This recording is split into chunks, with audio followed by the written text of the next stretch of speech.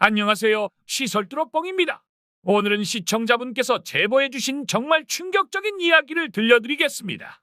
십수년 전 국립공공기관에서 전기기사로 일했던 분의 솔직한 현실 고백인데요. 전기기사인데 왜 하루 종일 풀만 베고 있지? 이런 생각해보신 적 있으신가요? 오늘 제가 들려드릴 이야기는 그분이 1년 동안 실제로 겪었던 말도 안 되는 현실입니다. 영상 끝까지 보시죠.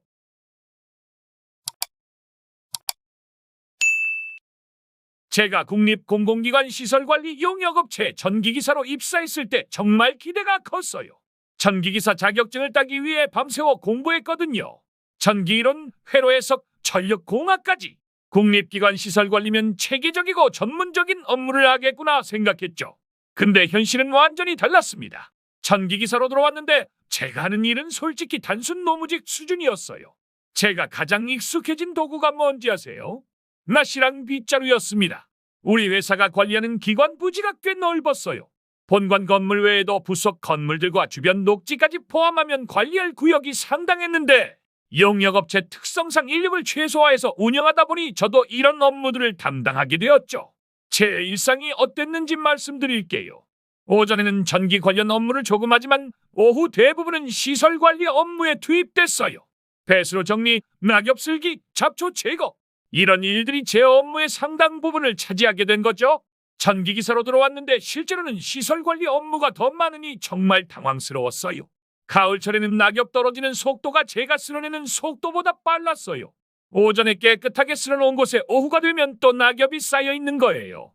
봄부터 가을까지는 잡초와의 끝없는 전쟁이었습니다. 매일 꼬박꼬박 베어내도 일주일만 지나면 또 무성하게 자라나는 거예요.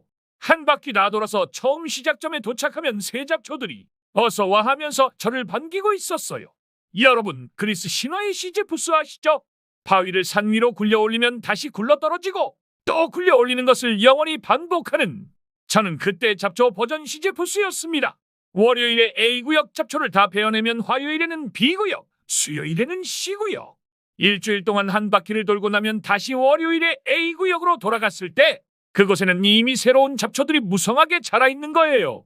내가 하는 모든 노력이 일시적이고 영원히 반복되는 무의미한 작업이라는 걸 깨달았을 때의 허무함이란, 어떤 달에는 벽보수라며 2주간 시멘트 작업만 했어요. 전기기사가 시멘트를 치고 있는 거예요. 겨울에는 펜스 페인트 칠이 기다리고 있었죠. 겨울바람에 페인트가 날리고 손을 널어서 붓을 제대로 잡을 수도 없는데 매일 정해진 구간은 칠해야 했어요. 봄에는 잡초, 여름에도 잡초, 가을에는 낙엽, 겨울에는 페인트 칠. 정말 계절마다 새로운 고문이 준비되어 있었습니다. 제가 전기기사 자격증을 따기 위해 얼마나 노력했는지 아세요? 학원 다니고 기출문제집도 수십 번 반복해서 풀었어요. 밤새워 가며 공부하고 복잡한 회로도를 이해하려고 머리가 터질 것 같을 때도 있었거든요. 근데 현장에서는 그 지식이 전혀 쓸모없었습니다. 제가 가장 많이 쓴 공식이 뭔지 아세요? 오늘 몇 평 정도 베었나? 이런 면적 계산이었어요. 제가 가장 많이 다룬 장비는 전기의 촉이었습니다. 정말 아이러니했어요. 전기기사인데 전기의 촉이만 만지고 있으니까요. 이 경험을 통해 용역업체 인력 운영이 얼마나 비효율적인지 뼈저리게 느꼈어요. 전기 전문가를 뽑아놓고 잡초나 베개하는, 이게 정상적인가요? 몇 개월 지속되니까 심각한 정체성 혼란이 왔어요. 내가 지금 뭘 하고 있는 거지? 이게 내가 꿈꿔왔던 전문직인가? 지인들을 만났을 때가 가장 힘들었어요. 어떤 일에 이런 질문에 잡초 베고 있어라고 말할 수는 없잖아요. 정말 자존감이 바닥까지 떨어졌어요. 저처럼 전기기사 자격증 없는 반장님들은 이미 이 시스템에 적응해 있었어요. 원래 이런 거야 적응해라고 하더라고요. 심지어 몇몇은 복잡한 전기 업무보다 이게 낫지 않아. 머리 쓸 일도 없고 실수해도 큰 문제 안 되고, 이런 마인드였어요. 그 순간 정말 소름이 돋았어요. 내가 계속 여기 있으면 나도 저렇게 될 수 있겠구나 하면서요. 전기기사로서 필요한 지식들은 계속 업데이트해야 하는데 제가 하는 일은 그런 것들과 전혀 관련이 없었어요.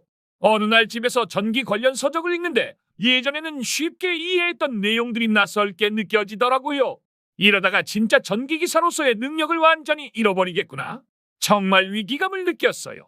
가족이나 친구들은 국립기관에서 일하니까 안정적이지 않냐? 요즘 취업 어려운데 괜찮은 거 아니야? 이런 반응이었어요. 사실 저는 용역업체 소속 비정규직이었거든요. 언제 계약이 끝날지도 모르는 불안한 상황에서 전문성도 못 살리고 단순 노동만 반복하고 있으니 정말 막막했어요. 하지만 제가 느끼는 허무함과 답답함은 아무도 이해해주지 않았어요. 결국 저는 1년 만에 도망치듯 그곳을 떠났습니다. 더 이상 버틸 수가 없었어요. 제 전문성이 완전히 사라지기 전에, 그리고 동료들처럼 체념한 채로 살게 되기 전에 말이죠. 이런 경험을 통해 많은 걸 배웠어요. 화려한 채용 공고와 달콤한 직책명 뒤에는 전혀 예상치 못한 현실이 있을 수 있다는 것. 개인의 전문성을 무시하는 조직에서는 결국 모든 구성원이 피해를 본다는 것. 그리고 가장 중요한 건 내가 정말 하고 싶은 일이 뭔지를 명확히 해야 한다는 것이죠. 오늘 제 이야기가 시설관리 분야나 용역업체 취업을 생각하시는 분들에게 도움이 되었길 바라요. 물론 모든 용역업체가 이런 건 아니겠지만 면접 볼 때 실제 업무 내용에 대해 구체적으로 질문해 보시길 추천드려요.